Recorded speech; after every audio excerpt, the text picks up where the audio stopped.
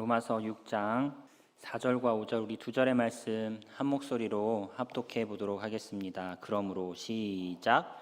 그러므로 우리가 그의 죽으심과 합하여 세례를 받음으로 그와 함께 장사되었나니 이는 아버지의 영광으로 말미암아 그리스도를 죽은 자 가운데서 살리심과 같이 우리로 또한 새 생명 가운데서 행하게 하려 함이라.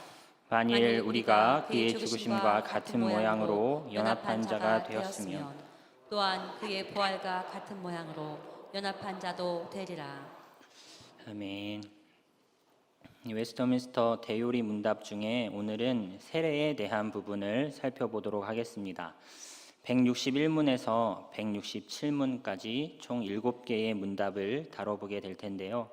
161문 살펴보기에 앞서서 우리가 어떠한 맥락 가운데 세례라는 주제를 다루게 되었는지 지난 시간에 살펴보았던 내용을 살짝 다시 들여다보도록 하겠습니다. 우리는 대요리 문답을 통해 10계명을 살펴보았었습니다. 그리고는 이렇게 결론을 내릴 수가 있죠. 10계명을 제대로 지킬 수 있는 사람은 한 명도 없다. 율법을 지키지 못하는 우리에게 남은 것은 이제 하나님의 진노와 저주뿐입니다. 그러나 하나님께서는 우리에게 다음과 같은 것을 명하시사 당신의 진노와 저주를 피하라고 우리에게 가르쳐 주시죠. 우리 153문 제가 문을 읽을 테니까 우리 지난 시간에 다루었던 부분인데요. 답을 읽어주시면 좋겠습니다. 제가 먼저 문을 읽겠습니다. 우리가 율법을 범함으로 받게 될 하나님의 진노와 저주를 벗어날 수 있도록 하나님께서 우리에게 명하신 것이 무엇입니까? 시작. 하나님께서는 우리가 하나님 앞에서 회개하고 우리 주 예수 그리스도에 대한 믿음을 가질 것과 그리스도께서 그리스도의 중보의 유익을 우리에게 전하기 위해 사용하시는 외적 수단을 부지런히 사용할 것을 명하십니다. 회개하여라, 믿어라, 외적 수단을 부지런히 사용하여라. 율법을 지키지 못하는 우리에게 이렇게 요구하신다는 것이죠. 그러면 자연스럽게 154문에서처럼 이런 질문이 이어질 수 있겠죠. 외적 수단은 무엇입니까? 우리 답을 한번 같이 읽어주시겠습니까? 154문 답입니다. 그것은 시작. 그것은 모두 그리스도께서 세우신 것인데 특별히 말씀과 성례와 기도가 그러합니다. 이 모든 것은 선택받은 사람들의 구원을 위해 효과적으로 제정되었습니다. 네, 153문과 154문을 간단히 표로 정리하면은 이제 다음과 같습니다. 회개하여라, 믿어라, 외적 수단을 부지런히 사용하여라. 외적 수단에는 세 가지가 있는데 말씀과 성례와 기도가 그것이다. 우리는 말씀과 성례와 기도를 부지런히 사용함으로 율법을 지킬 수 없는 우리의 형편에서 하나님의 은혜 얻기를 갈망할 수 있다는 것이죠. 말씀, 성례, 기도 이 세 가지를 다른 말로 하면 은혜의 방편 이렇게 말할 수도 있겠습니다. 이것을 열심히 한다고 구원을 얻는 것은 아닙니다. 말씀, 성례, 기도를 하면 구원을 얻는다 이렇게까지 생각하셔서는 안 됩니다. 왜요? 이미 믿음을 통해 얻은 구원을 이미 구원의 확신이 있는 자가 이미 구원을 확정지은 자가 말씀과 성례와 기도를 부지런히 사용함으로 그 은혜를 풍성히 누리게 된다는 것이죠. 이것이 구원을 좌지우지하는 수단이 되지는 않는다라는 것이죠. 구원을 좌지우지하는 근본적인 수단이 있다면 그것은 믿음인 것이죠.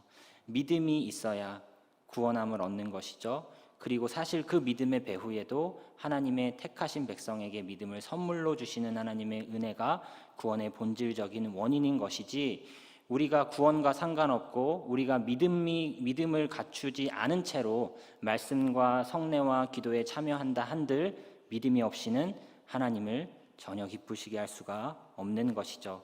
믿음이 먼저 전제가 된 이후에 이 외적 수단을 통하여 이미 베풀어 주신 구원의 은총을 풍성히 내 안에 다시 살아나게 하고 그 은혜를 성도 자신 안에 각인시켜라 라는 것이죠. 이렇게 외적 수단의 첫 번째인 이 말씀에 대해서 지난 시간에 살펴보았습니다. 155문에서 160문까지 다음과 같은 질문들을 다루면서 말씀에 대한 이야기를 나누어 보았었는데요. 말씀이 어떻게 해서 구원에 효과적입니까? 하나님의 말씀은 모든 사람이 읽을 수 있습니까? 후에 대한 질문이겠죠. 영어로 후에 대한 질문. 그리고 하나님의 말씀은 어떻게? how에 대한 질문이었고, 하나님의 말씀은 누가? who에 대한 질문이었고요. 설교할 수 있도록 부름받은 사람들은 하나님의 말씀을 how, 어떻게 설교해야 합니까? 듣는 사람은 how, 어떻게 들어야 합니까?에 대한 이야기. 간단히 또 표로 정리를 해보면은 156문에서는 모든 사람이 읽을 수 있습니까? 157문에서는 그럼 어떻게 읽어야 합니까? 158문에서는 누가 설교할 수 있습니까? 그리고 설교를 하는 입장에서 어떻게 해야 합니까? 설교 듣는 입장에서는 하나님의 말씀을 어떠한 태도로 들어야 합니까?에 대한 질문들을 우리가 지난 시간에 다룬 후에 그렇게 외적 수단 중에 첫 번째인 말씀을 정리하고 오늘 두 번째인 성례, 그 중에서도 세례에 대해 살펴보도록 하겠습니다. 엄밀히 말하자면 이 세례에 대한 부분은요, 7가지 오늘 다루게 될 문답 중에 후반부 3개의 문답에서만 세례를 다루고요.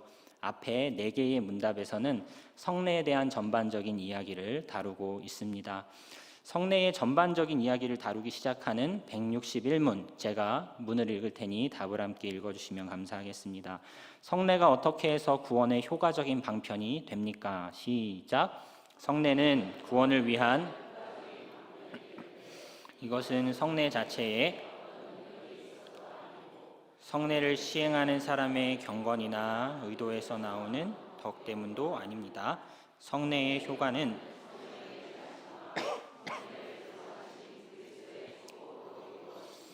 일단 성례하면은 우리는 2가지를 떠올리시면 되겠습니다. 세례와 성찬, 성찬과 세례 2가지만 우리는 성례로 인정을 하지요.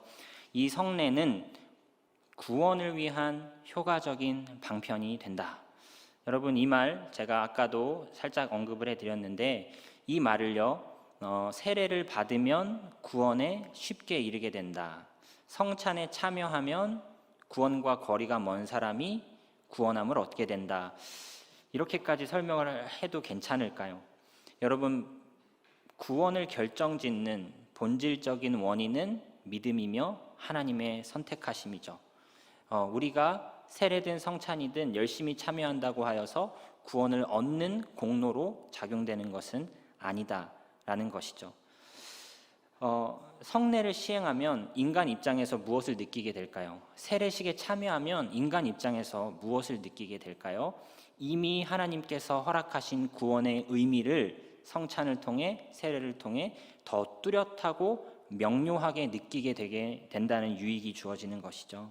없는 구원을 성례가 생성시켜 주는 것이 아니라 이미 받은 구원의 은총을 성례식을 통하여서 그 은총의 고귀함을, 그 은총의 확실함을 우리는 깨닫는 영적인 유익을 얻게 된다는 것입니다.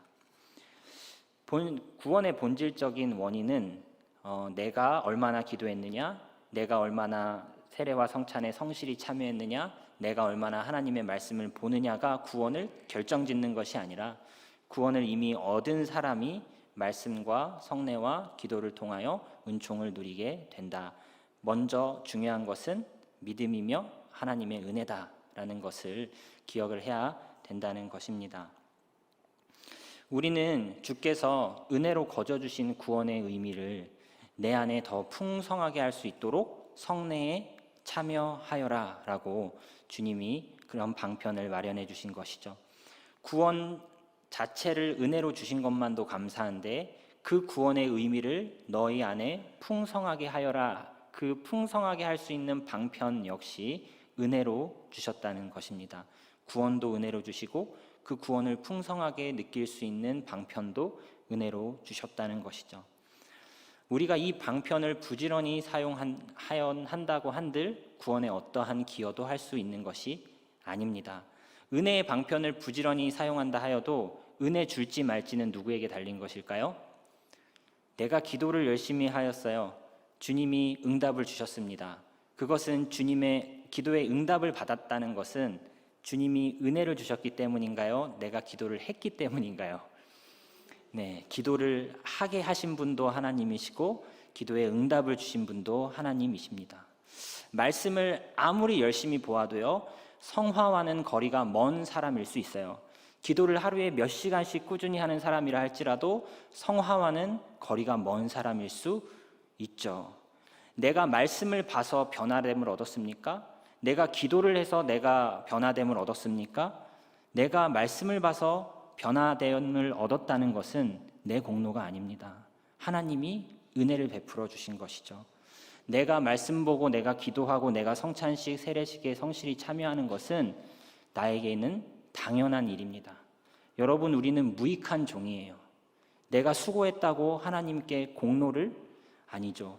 우리는 당연히 피조물로서 창조주의 복종해야 되는 운명을 타고난 사람들입니다. 내가 노력했다고 해서 주님께 무슨 상급을 바랄 수 있는 존재가 될까요? 하나님이 자녀로 이뻐해 주시니까 상급을 주시는 것이지, 내가 노력했다고 당당하게 주님 앞에, 물론 자녀니까 그럴 수 있지만 사실은 그럴 수 있을 만한 존재가 아니죠. 나에게는 노력하는 것이 당연한 것이고요, 거기에 대한 칭찬과 응답과 은혜를 내려주시는 것은 주님의 사랑인 것이죠. 모든 영광은 주님만 받으시기에 합당하신 것입니다.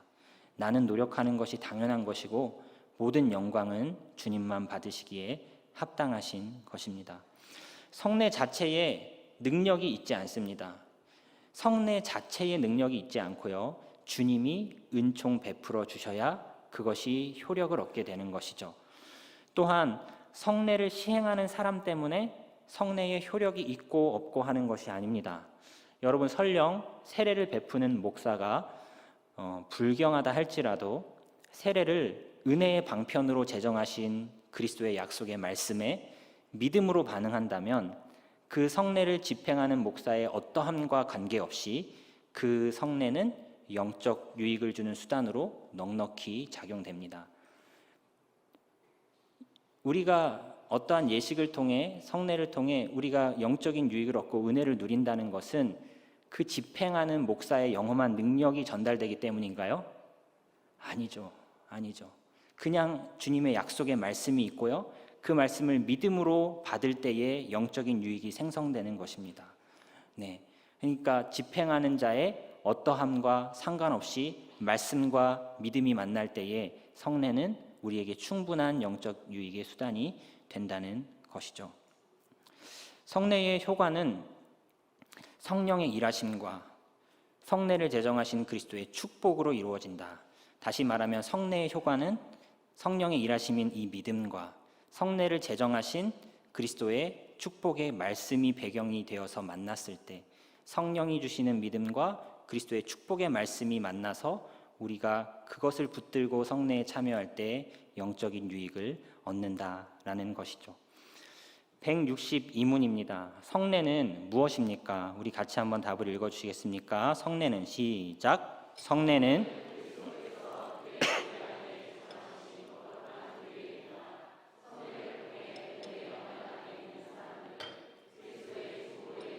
알게 되고 굳게 믿게 되며 보게 됩니다.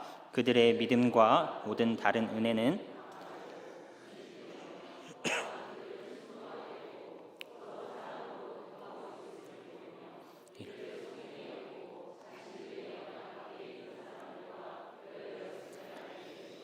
여러분, 첫 문장에 그리스도께서 제정하신 규례, 그리스도께서 제정하셨다라는 사실이 중요합니다. 만약 그리스도께서 성례를, 세례를, 성찬을 시행하라라는 그 말씀을 우리에게 주시지 않았더라면, 그 말씀 없이 물로 우리가 씻는 예식을 아무리 한들, 그 말씀이 없이 떡과 포도주를 우리가 나눠 먹는다 한들 그것이 우리에게 아무런 영적 효험이 되지 않는다라는 것이죠. 제정의 말씀이 없다면 물은 그냥 물이고 떡과 포도주는 그냥 떡과 포도주인 것입니다.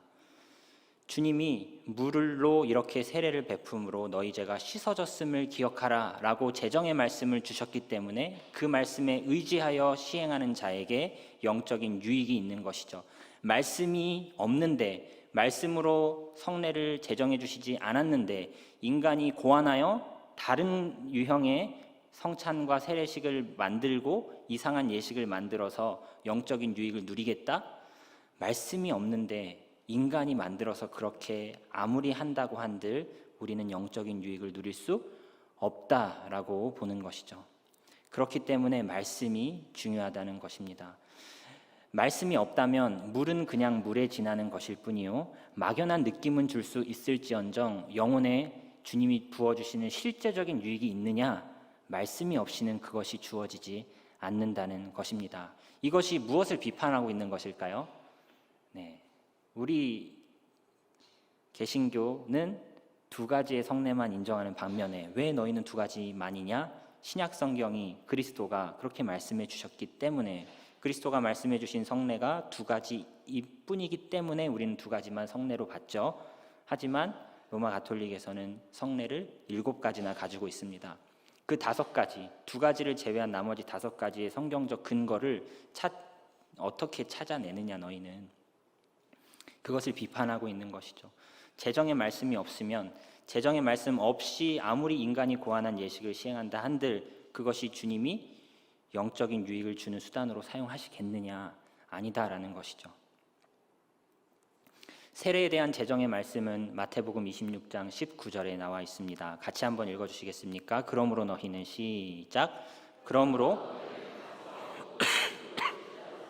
아버지와 아들과 성령의 이름으로 세례를 베풀고 그리스도께서 성례로 제정하셨다라는 말씀은 마태복음 26장 26절에서 28절 말씀에 나와 있습니다. 그들이 떡을 먹을 때 예수께서 떡을 가지사 축복하시고 떼어 제자들에게 주시며 이르시되 받아서 먹으라 이것은 내 몸이니라 하시고 또 잔을 가지사 감사기도 하시고 그들에게 주시며 이르시되 너희가 다 이것을 마시라 이것은 죄 사함을 얻게 하려고 많은 사람을 위하여 흘리는 바 곧 나의 언약의 피니라. 이렇게 주님이 시행을 명하신 성례는 세례와 성찬 두 가지뿐입니다. 이 외에 다른 예식을 인간이 성스럽게 고안한다 한들 그것이 우리에게 영적인 유익을 줄 수 없다라는 것이죠. 성례의 유익은 그러면 무엇입니까? 성례를 통해 은혜의 언약 안에 있는 사람들은 그리스도의 중보의 유익을 알게 되고 믿게 되고 보게 된다. 성례의 유익을 얻으려면 일단은요 은혜 언약 안에 있어야 합니다. 성례의 유익을 누리려면은요 일단 은혜 언약에 있는 사람들이어야 합니다. 다른 말로 하면 하나님의 선택이 하나님의 백성으로 택하여 주심이 은혜를 받게 되는 조건인 것이죠. 하나님의 택한 백성이라는 것이 확실시 된 이후에야 유월절 예식에 참여할 수 있다고 출애굽기에서는 말씀하고 있는 것이죠. 우리 출애굽기 말씀 한번 같이 읽어봐 주시겠습니까? 시작.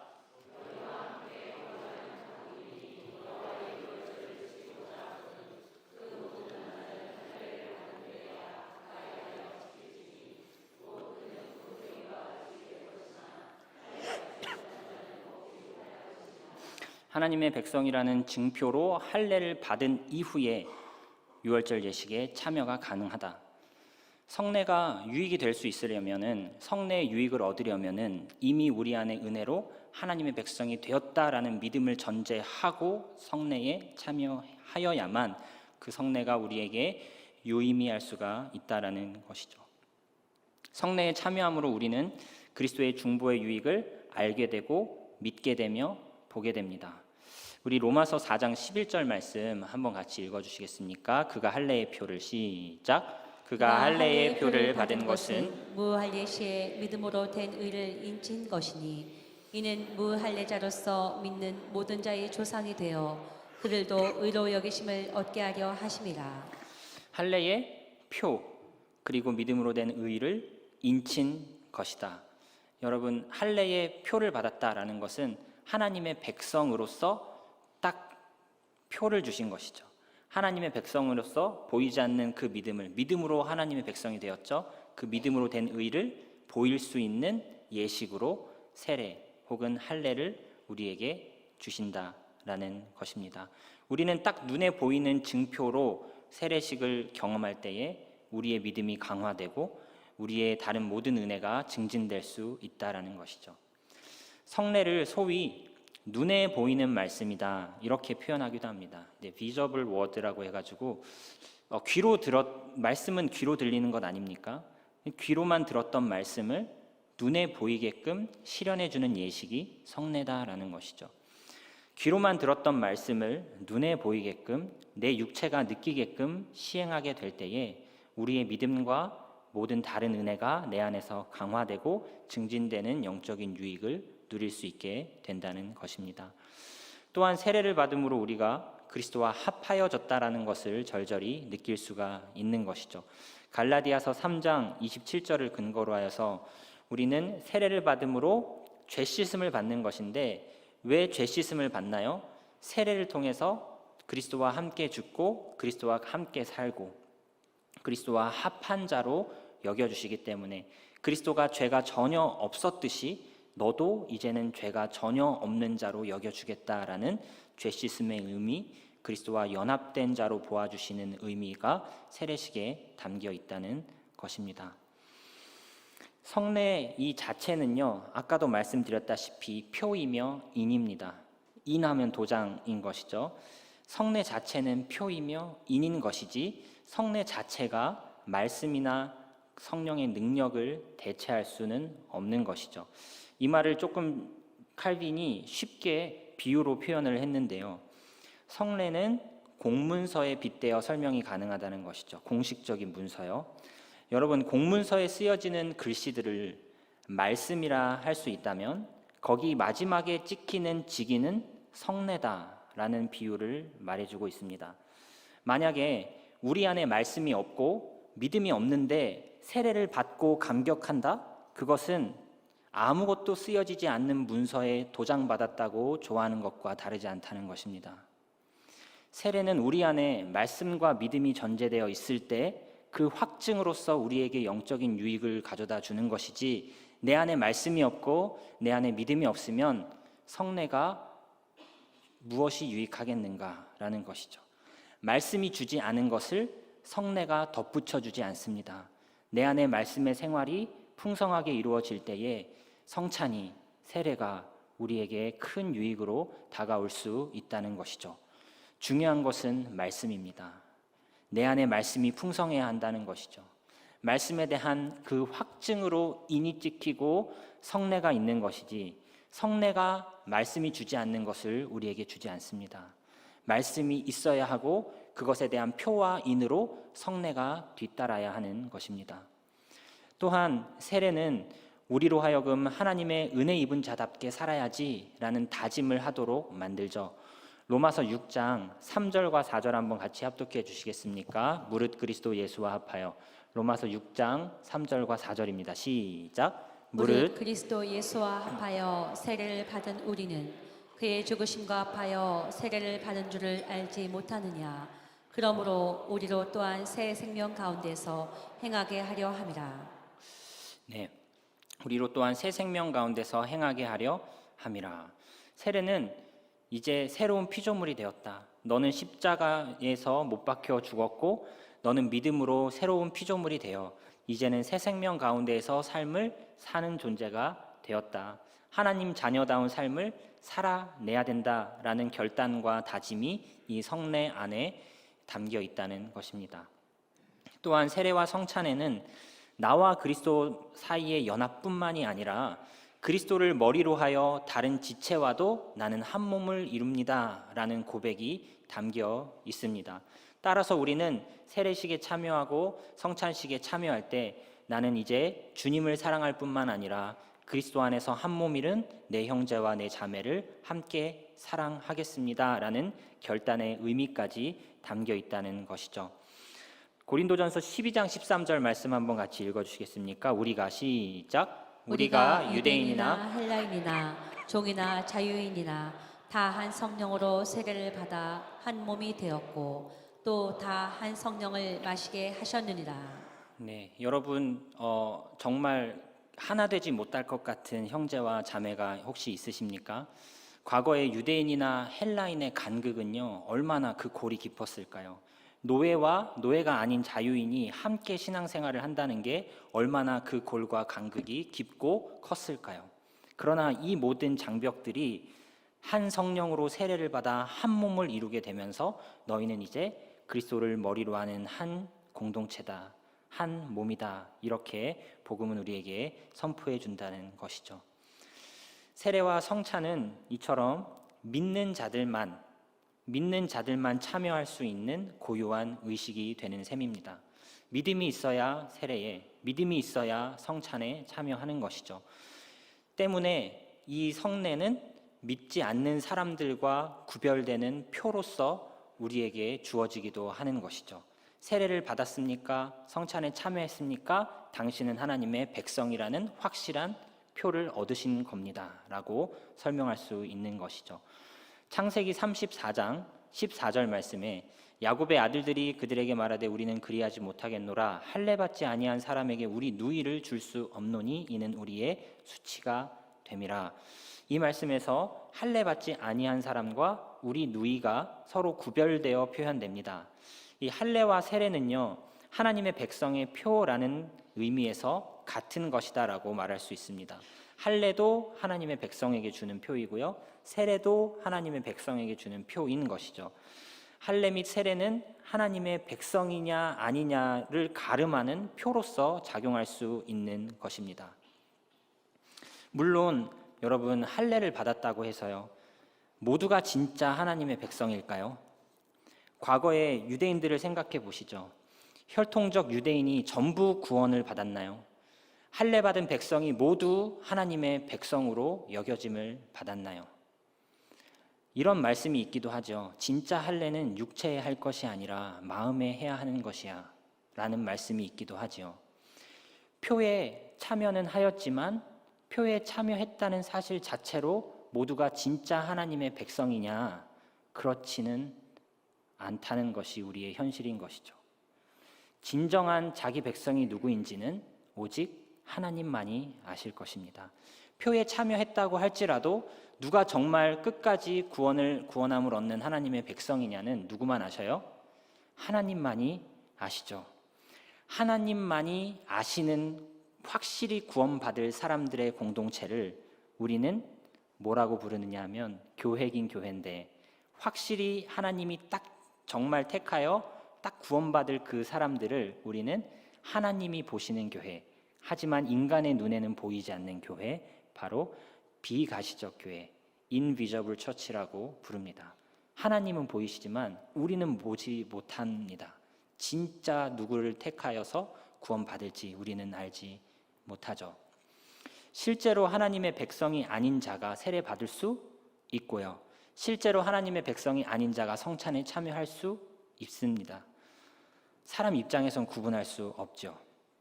자기 입술로 신앙을 고백하는 자를 우리는 믿음 있는 자로 여겨주면서 교인으로 인정할 수밖에 우리에게 다른 방법이 없습니다. 자기 입술로 신앙을 고백하는 자들이 모여 교회를 이룹니다. 이러한 교회를 유형교회 혹은 가시적 교회, 볼 수 있는 교회, 비저블 처치라고 부릅니다. 여러분, 이렇게 주위를 둘러보시면 우리가 바로 눈에 보이는 유형 교회인데요, 아까도 말씀드렸다시피 애석하게도 정말로 유형교회 안에 들어온 사람이 100% 구원을 받느냐? 그렇지 않다는 것이죠. 그래서 교회는 연약한 것입니다. 그래서 이 땅의 교회는 연약합니다. 그래서 이 땅의 교회는 말도 많고 탈도 많은 것이죠. 물론 내 책임이기도 합니다. 내가 성화가 덜 되었기 때문인 것이죠. 내가 성화가 덜 돼서 이 교회는 말도 많고 탈도 많은 것이기도 하거니와, 이 유형교회 안에는 그 구성원 중에 결국은 구원함에 이르지 못할 죄인도 포함되어 있기에 어려움이 있을 수 있다는 것이죠. 그래도 주님은 이 유형교회라는 제도를 포기하시나요? 아니죠. 주님은 세례의 제도를 접으시나요? 아니죠. 주님은 이 유형교회라는 제도를 이 땅에 세우시고는 교회를 사랑하십니다. 우리도 이 유형교회를 사랑합니다. 163문, 성례는 무엇으로 이루어져 있습니까? 우리 같이 답을 읽어주시겠습니까? 성례는, 시작. 성례는 두 부분으로 나뉩니다. 하나는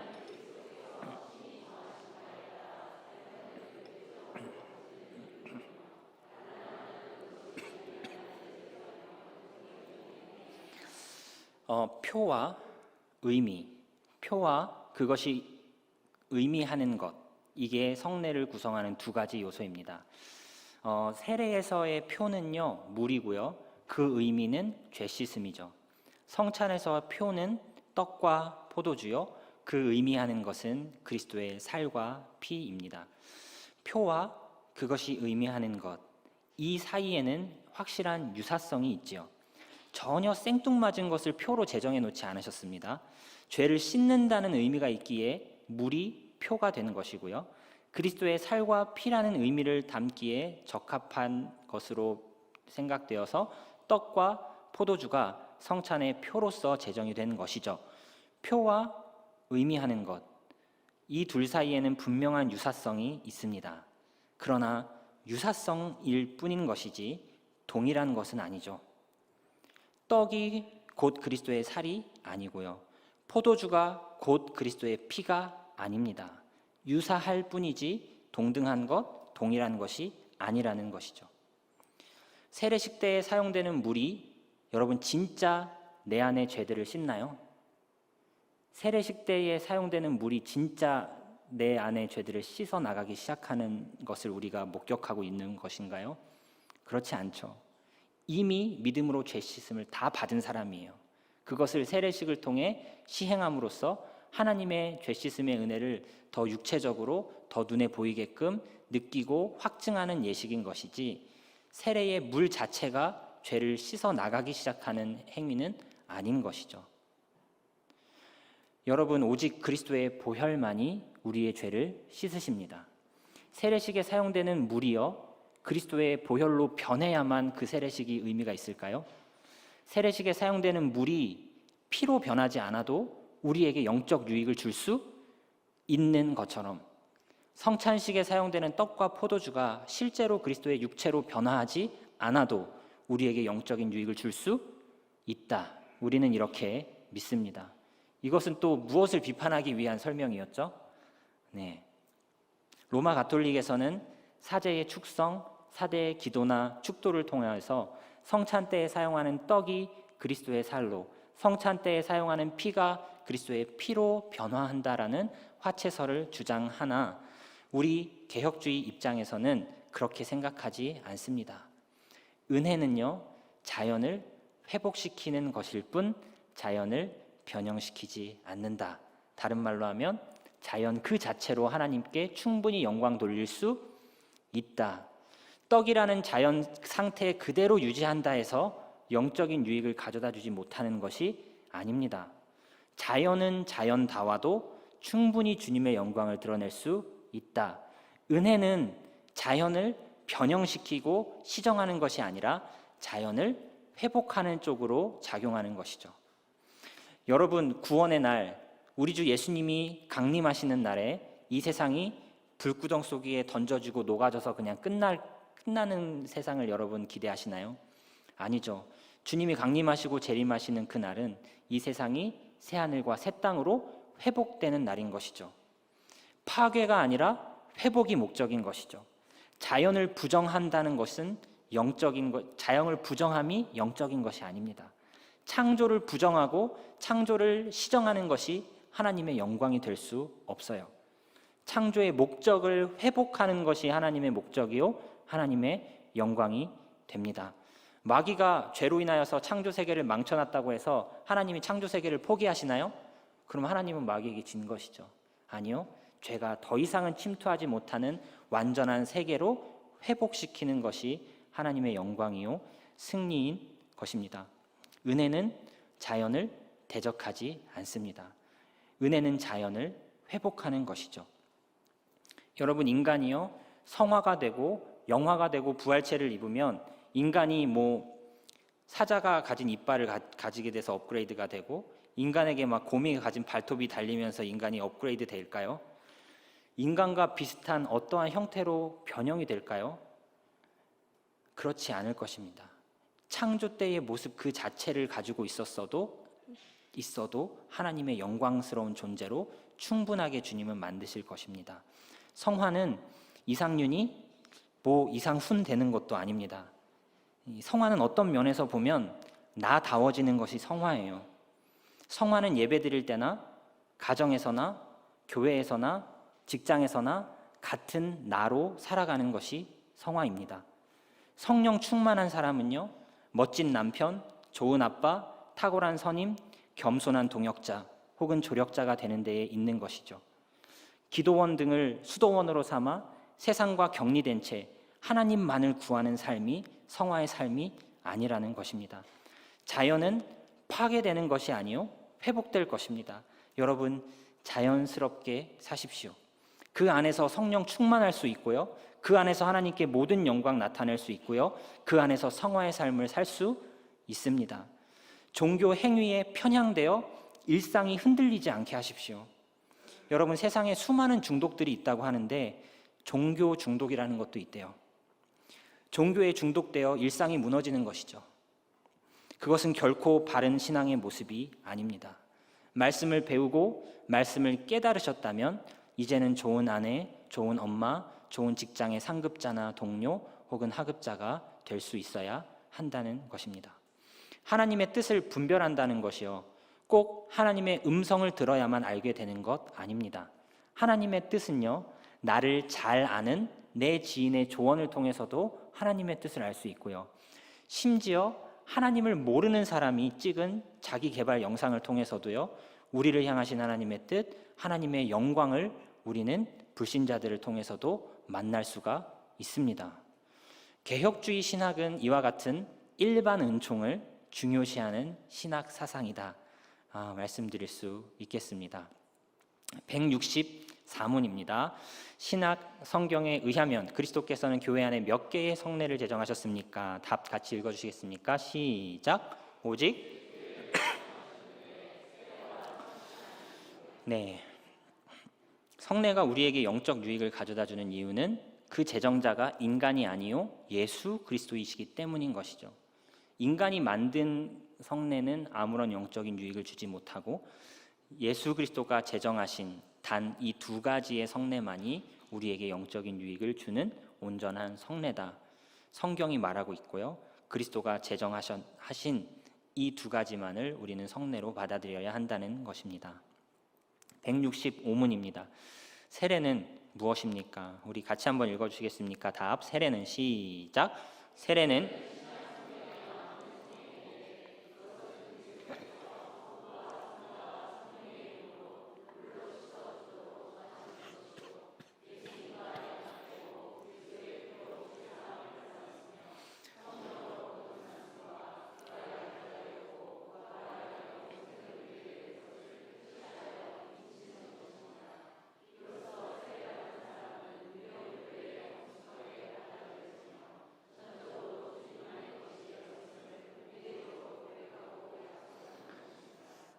세례는 그리스도의 피로 죄 사함을 받았다라는 의미가 담겨 있습니다. 마가복음 1장 4절이 세례에는 죄 사함의 의미가 있습니다라는 근거 구절이 될 것입니다. 마가복음 1장 4절이 세례는 죄 사함을 받았다는 의미가 담겨 있습니다라는 근거 구절이 되고요. 또한 세례에는 예수님과 연합된다라는 의미가 담겨 있습니다. 근거 구절로 갈라디아서 3장 27절, 세례에는 예수님과 연합된다는 의미가 담겨 있습니다. 그리스도와 합하기 위하여 세례를 받는다. 여러분, 이 말씀을 비유적으로 보셔야 하지 문자적으로 해석해서는 안 됩니다. 아까 갈라디아 3장 27절에 누구든지 그리스도와 합하기 위하여 세례를 받는다, 세례를 받아야 그리스도와 합해여지는 것이다 라고 문자적으로 밀어붙여서 해석하셔서는 안 된다는 것이죠. 비유적인 표현으로 보셔야 한다는 것입니다. 이 성례에 대해서 굉장히 민감합니다. 무엇이요? 성경 해석이요. 이것은 내 몸이니 라고 했을 때 그것을 문자적으로 보는 입장이 로마 가톨릭인 것이고요, 그것을 비유적으로 보는 해석하는 입장이 우리 개혁주의 전통인 것이죠. 이 말씀을 문자적으로 해석할 것이냐 비유적으로 해석할 것이냐를 결정할 수 있어야 된다는 것인데, 여러분 어떻게 결정하시겠습니까? 그때그때 감으로 결정하시겠습니까? 여러분, 성경 해석을 잘 체계적으로 이렇게 탄탄하게 하실 수 있으려면은 이 말씀을 어떤 신학적 전통에서 어떻게 해석하고 있는지, 이것을 문자적으로 해석하는 전통이 무엇인지, 이것을 비유적으로 해석하는 신학자나 교부는 누구인지를 역사적으로 들여다보고 결정할 수 있어야 합니다. 다른 말로 하면 이제 교리 공부는 성경 해석의 울타리가 되어준다. 그러니까 우리 개혁주의 입장에서는 이 말씀은 비유적으로 보고요, 이 말씀은 문자적으로 보고요, 이 말씀은 비유적으로 봅니다라는 개혁주의 전통의 해석을 먼저, 그 관점을 먼저 익힌 다음에 성경을 보면 성경을 더 빠르고 체계 있게 익힐 수가 있다라는 것이죠. 물론 원리적으로는 교리와 말씀 중에 무엇이 우위에 있는 것이겠습니까? 원리적으로는 말씀이 우위에 있는 것이 100번이고 맞는 말이지만, 교육적으로는 말씀을 교리라는 안경을 통해서 들여다보는 것이, 교리라는 안경을 갖춰서 말씀을 들여다보는 것이 교육적으로는 성경 해석을 잘 배울 수 있는 길이다라고 말씀드리고 싶은 것입니다. 또한 세례에는 성령으로 거듭났음을 인친다라는 의미가 있습니다. 이니오, 그렇죠?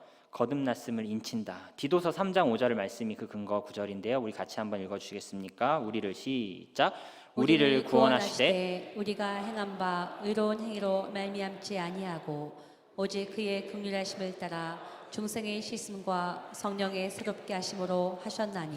중생의 씻음이라는 표현이 세례를 떠올리게 합니다. 죄 사함을 받는다라는 것은 이제 죄 없다함을 받는다는 것이요, 새로운 피조물이 된다는 것이고, 이것이 바로 거듭남, 중생을 얻었다라는 것이죠. 좋은 나무로, 이제는 나쁜 나무가 아니라 좋은 나무로 거듭났다, 중생되었다라는 의미가 세례 예식에 포함이 되어 있다는 것입니다. 너는 새로운 피조물이야 라는 의미가 세례식에 담겨 있다는 것이죠. 세례에는 또한 이 양자되었다라는 의미가 들어 있습니다. 그렇죠? 너는 이제 하나님과 예수와 연합한 하나님의 아들이야. 너가 하나님의 아들로서 여김받는 이유는 예수와 연합되었기 때문이다 라는 예수와 연합, 그리고 양자됨의 의미가 세례 안에 담겨 있는 것이죠. 또한 세례에는 우리가 미래의 어떠한 모습으로 내 운명이 결정되어질지를 이렇게 설명을 해주는데요. 우리의 미래가 부활과 영생으로 결말지어질 것이라는 사실이 세례 속에서 확증된다라고 볼 수 있는데, 그 근거 구절이 로마서 6장 5절의 말씀입니다. 같이 한번 읽어주시겠습니까? 만일 우리가 시작. 만일 우리가 그의 죽으심과 같은 모양으로 연합한 자가 되었으면 또한 그의 부활과 같은 모양으로 연합한 자도 되리라. 아멘. 그리스도와 연합하여 십자가에 못 박혀 죽은 자는 그 미래가 어떠할까요? 그리스도와 연합하여 그의 부활과 같은 모양으로 부활하게 될 것입니다. 죄 사함을 받은 자는요, 칭의를 받은 자는요, 반드시 성화의 열매를 거둘 것이며 반드시 견디고 인내하여 영화에 이르게 될 것입니다. 하나님의 택하심에는 후회하심이 없습니다. 하나님께서는 택하신 자를 끝까지 책임지십니다. 우리는 세례식을 통하여서 우리의 미래까지 담보된 이 구원의 여정을 내다보면서 감격과 위로를 얻을 수 있게 된다는 것이죠. 세례를 받음으로써 우리는 유형교회의 회원으로 엄숙하게 받아들여졌음이 공개적으로 선포가 됩니다. 그리고 이제는 내가 공동체 앞에서 약속합니다. 저는 이제 하나님의 자녀답게 살겠습니다 라는 고백과 약속을 공동체 앞에서 한다는 의미가 담겨 있기도 하는 것이죠. 이처럼 세례는 중생의 표이자 교회의 회원이 되었다는 입교의 표가 되는 것입니다. 여기서 이런 질문을 다시 한번 던져 보았으면 하는데요. 우리는 어떠한 사람을 교회의 회원으로 받아들여야 합니까? 다른 말로 하면 우리는 어떠한 사람에게 세례를 주어야 합니까? 답은 얼핏 이전에 말씀을 드렸는데요. 166문에서 한번 확인을 해보겠습니다. 세례는 어떠한 사람에게 줍니까? 답을 같이 읽어주시겠습니까? 시작. 세례는 그리스도에 대한 믿음과 순종을 고백할 때까지는 유형교회 밖에 있는 사람이나 그 누구에게도 행해져서는 안 됩니다. 그러나 부모 두 사람이 모두 혹은 그중 한 사람만이라도 그리스도에 대한 믿음과 순종을 고백하면 그들에게서 태어난 유아들은 그 관점은 일단은 누구에게 세례를 줍니까? 자기 입술로 신앙을 고백하는 사람에게라야 세례를 줄 수 있다. 자기 입술로 신앙을 고백하지도 않는 사람을 앉혀다가 세례 줄 수 없다. 최소한 신앙 고백이 있어야 세례를 줄 수 있다. 그 입술의 고백이 얼마나 깊이 있고 진실한 것인지 우리 사람으로서는 그 진실됨과 진위 여부를 알 길이 없지만 입술의 고백을 하는 자라면 우리는 믿고 세례를 베풀어 주어야 한다는 것이죠. 목사님, 세례를 받는 기준이 교회 회원으로 받아들이는 기준이 단지 입술의 고백이라고요? 너무나 문턱이 낮네요. 한 제자반 1년 한 사람만, 선교 탐방 갔다 온 사람만 우리 세례를 줍시다. 이렇게 하면요, 여러분, 그렇게 기준을 세우면 더 확실한 사람을 교회 회원으로 받아들일 수 있게 될까요? 여러분, 아무리 어려운 훈련의 기준을 잘 통과한 사람이라 할지라도 그 사람의 신앙의 진위 여부와 수준을 우리 인간의 눈으로 여전히 판단할 수 없습니다. 성경 통독을 몇 번 한 사람만, 새벽 기도를 몇 번 참석하는 사람만 아무리 기준을 갖다 대고 그 기준을 다 통과한 사람이라 할지라도 그 믿음이 정말 진실한지 여부는 여전히 미지수로 남을 것입니다.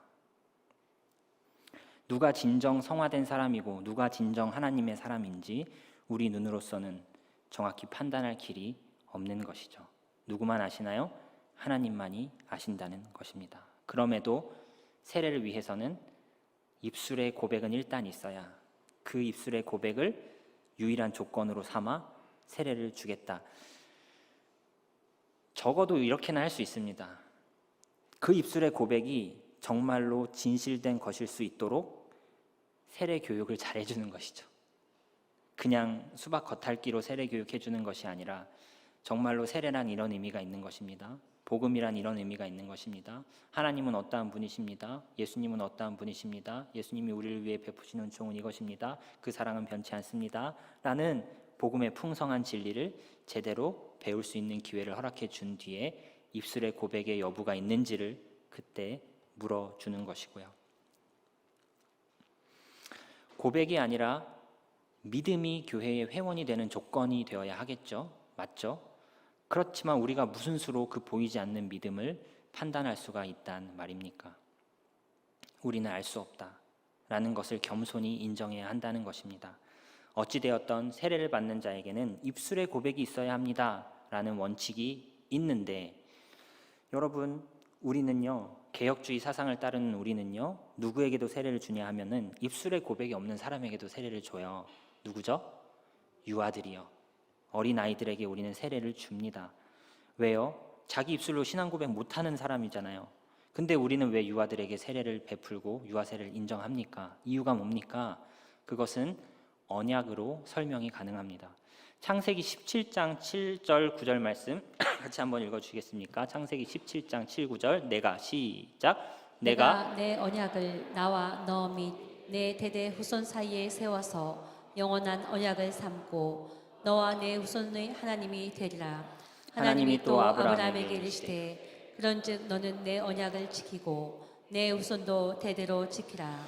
네, 언약은 그 당사자하고만 맺는 것이 아니라 가만 보면 그 집안, 그 가문, 그 대대로 이어질 후손들과도 언약을 맺고 계시다라는 것을 알 수 있습니다.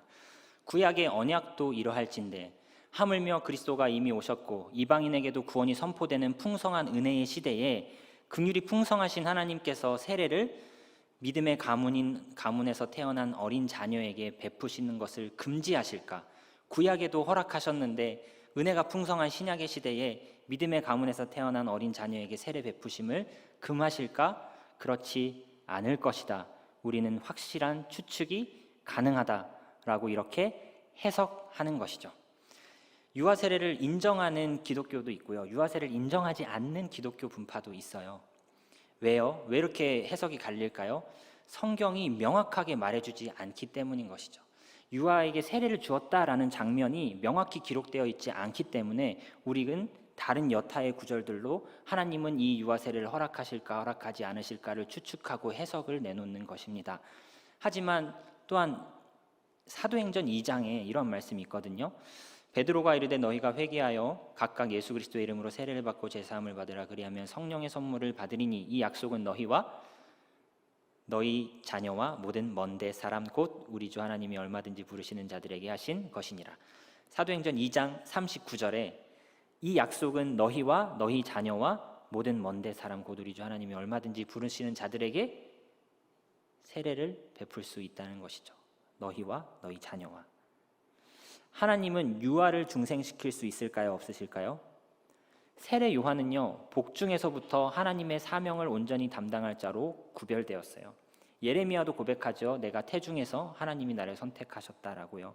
성경은 분명히 말합니다. 태어나기 전에 아기라 할지라도 당신의 자녀로 주님은 구별하실 수 있다. 유아라도 중생시키실 수 있다. 유아가 중생이 될 수 있는 가능성이 있으니 중생의 표인 세례를 베푸는 것이 합당하다. 유아도 교회의 회원으로 여겨질 수 있다. 그러니까 세례를 베푸는 것이 합당하다.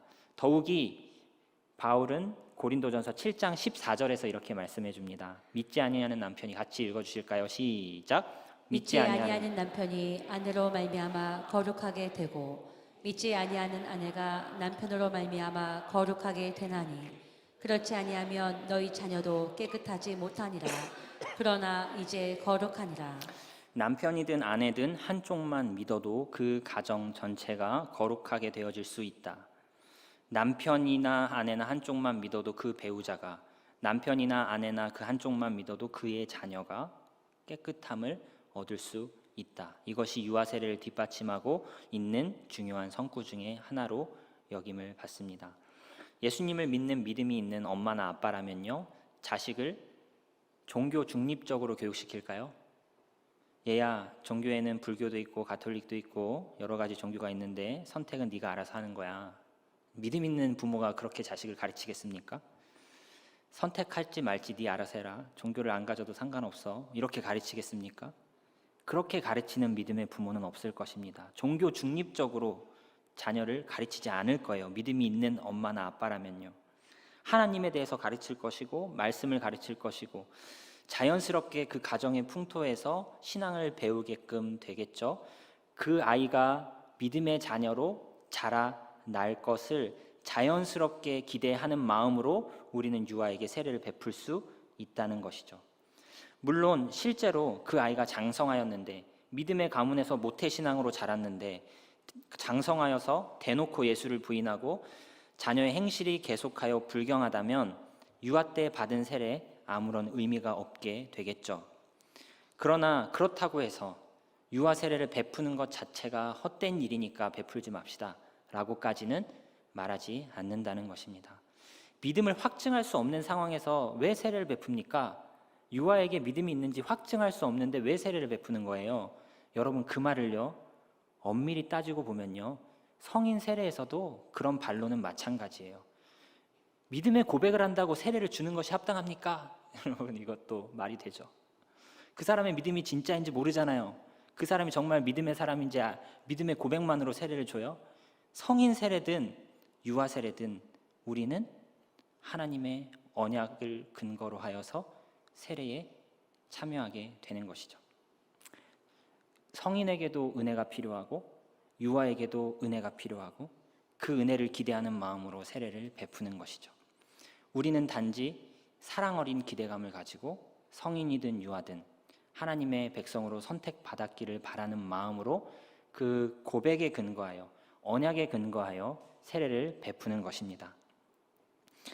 그 아이가 아빠나 엄마를 통해 신앙으로 양육받고 정령 하나님의 백성답게 자라나서 장성하여서도 하나님의 법을 떠나지 아니하고 자기 입술로 신앙을 고백하는 자가 될 것이라는 것을 우리는 사랑 어린 기대감을 품고서 세례를 주는 것이죠. 혹여나 그런 일은 상상하고 싶지도 않으시겠지만 혹여나 유아 세례를 받은 자가 장성하기 전에 죽음에 이르게 된다면, 자신의 신앙을 입술로 고백할 수 있는 수준에 이르기 전에 그 유아가 죽음에 이르게 된다면 우리는 그 어린 생명이 천국에 갔음을 의심하지 말아야 한다라고 바빙크는 말해줍니다. 우리는 유아 세례를 줄 수 있고요, 그 세례는 유아에게 영적인 유익을 가져다 줄 수 있음을 믿습니다. 왜 유아 세례가 가능하냐고요? 부모 중 한 편의 믿음에 근거하여 주님이 말씀하신 언약에 근거하여 우리는 마땅히 유아 세례를 인정한다는 것입니다. 인간은 어떤 이의 양심까지 판단할 능력이나 의무가 없습니다. 믿음의 진실성, 신앙 고백의 진위 여부는 오직 하나님만이 아시는 영역인 것이죠. 우리는 그 사람이 믿음을 고백하고 있다면 사랑으로 덮어주고 사랑의 기대감을 가지고 형제와 자매로 품어야 하는 것입니다. 우리는 언약 안에 있는 어린 자녀들을 사랑의 기대감으로 바라보아야 하며 그를 하나님의 백성으로 여겨 신앙으로 말씀으로 양육해야 할 것입니다. 마지막 167문입니다. 167문은 3페이지에 걸쳐서 써야 될 만큼 되게 긴데요. 그래도 같이 한번 읽어주셨으면 좋겠습니다. 어떻게 하면 우리의 세례가 더 나아질 수 있습니까? 답, 우리가 받은 시작. 우리가 받은 세례가 더 나은 세례가 되도록 하는 것은 필요하지만 자주 소홀히 하게 되는 의무로서 우리가 평생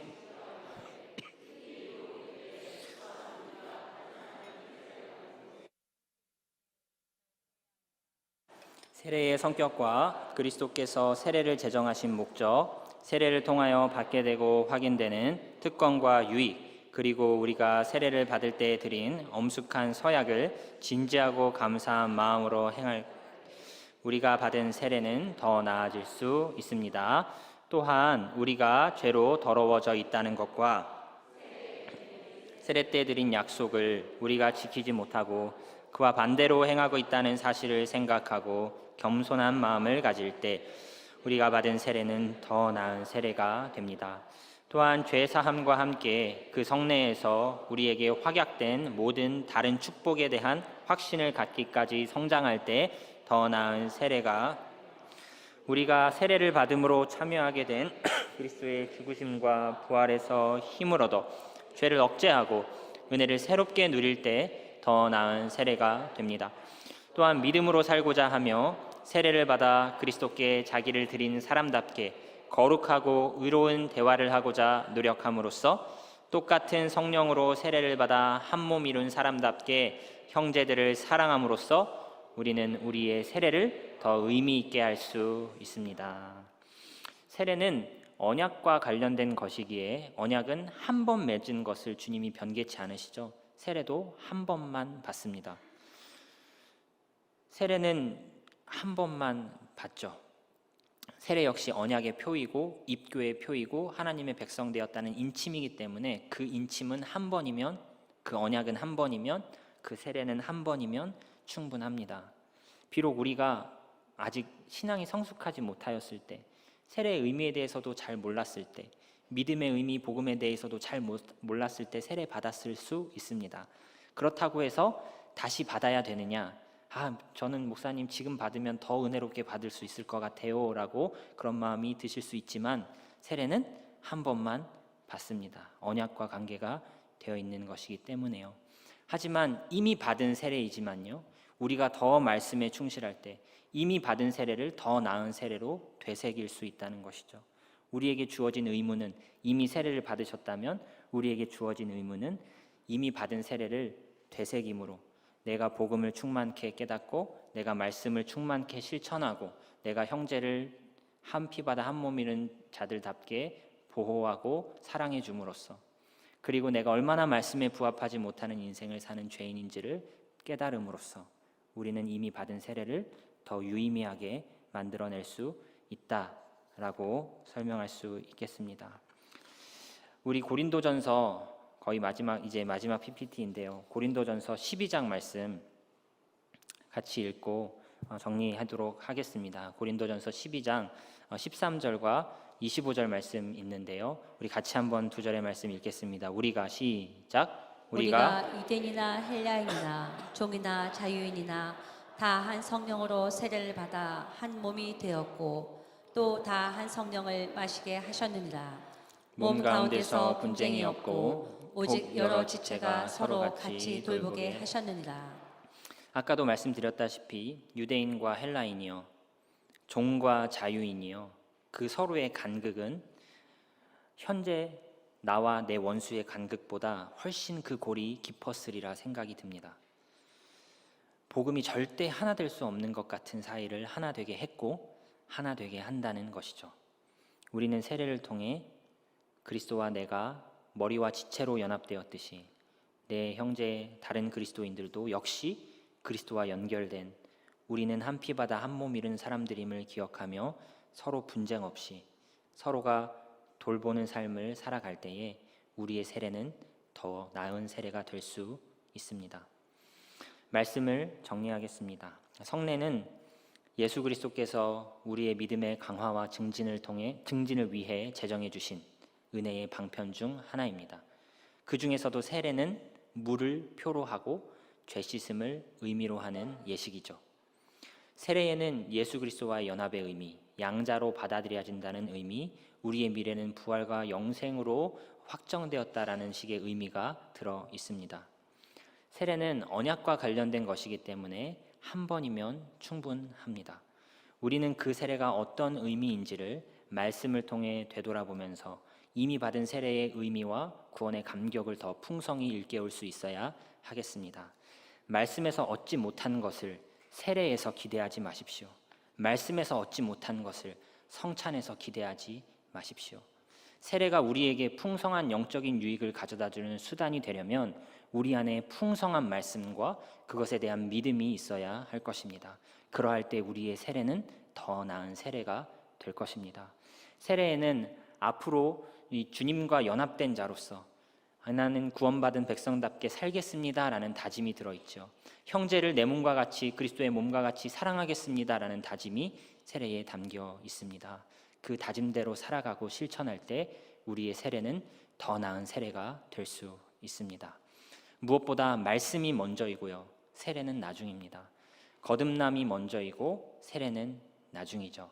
세례 중요하지만 말씀보다 앞설 수 없습니다. 말씀이 먼저입니다. 말씀의 풍성한 교육에 성인이든 유아든 참여케 됨으로 말미암아 주께서 허락하신 세례 속에 담긴 복음의 의미를 풍성히 길어내시고 형제를 사랑하고 세상 속에 빛과 소금 되어 살아가시는 저와 성도님들의 귀한 일생 다 되시기를 주님의 이름으로 축원드립니다.